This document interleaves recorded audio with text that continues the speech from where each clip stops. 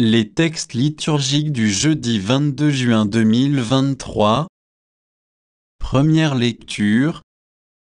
Je vous ai annoncé l'évangile de Dieu gratuitement. 2 Corinthiens 11, 1-11. Lecture de la deuxième lettre de saint Paul apôtre aux Corinthiens. Frères, pourriez-vous supporter de ma part un peu de folie? Oui, de ma part, vous allez le supporter, à cause de mon amour jaloux qui est l'amour même de Dieu pour vous. Car je vous ai unis au seul époux, vous êtes la Vierge pure que j'ai présentée au Christ. Mais j'ai bien peur qu'à l'exemple des vœux séduites par la ruse du serpent, votre intelligence des choses ne se corrompe en perdant la simplicité et la pureté qu'il faut avoir à l'égard du Christ. En effet, si le premier venu vous annonce un autre Jésus, un Jésus que nous n'avons pas annoncé, si vous recevez un esprit différent de celui que vous avez reçu, ou un évangile différent de celui que vous avez accueilli, vous le supportez fort bien. J'estime, moi, que je ne suis inférieur en rien à tous ces super apôtres. Je ne vaux peut-être pas grand-chose pour les discours, mais pour la connaissance de Dieu, c'est différent. Nous vous l'avons montré en toute occasion et de toutes les façons. Aurais-je commis une faute lorsque, m'abaissant pour vous élever, je vous ai annoncé l'évangile de Dieu gratuitement?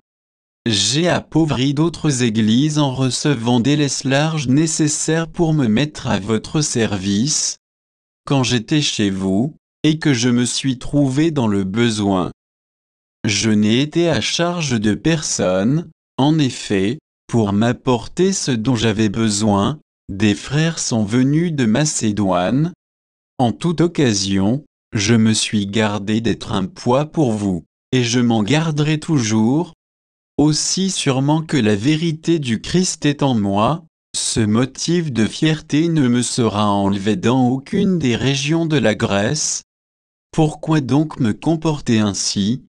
Serait-ce parce que je ne vous aime pas? Mais si, et Dieu le sait. Parole du Seigneur. Psaume 110, 111, 1, 2, 3, 4, 7, 8. De tout cœur je rendrai grâce au Seigneur dans l'assemblée, parmi les justes. Grandes sont les œuvres du Seigneur, tous ceux qui les aiment s'en instruisent.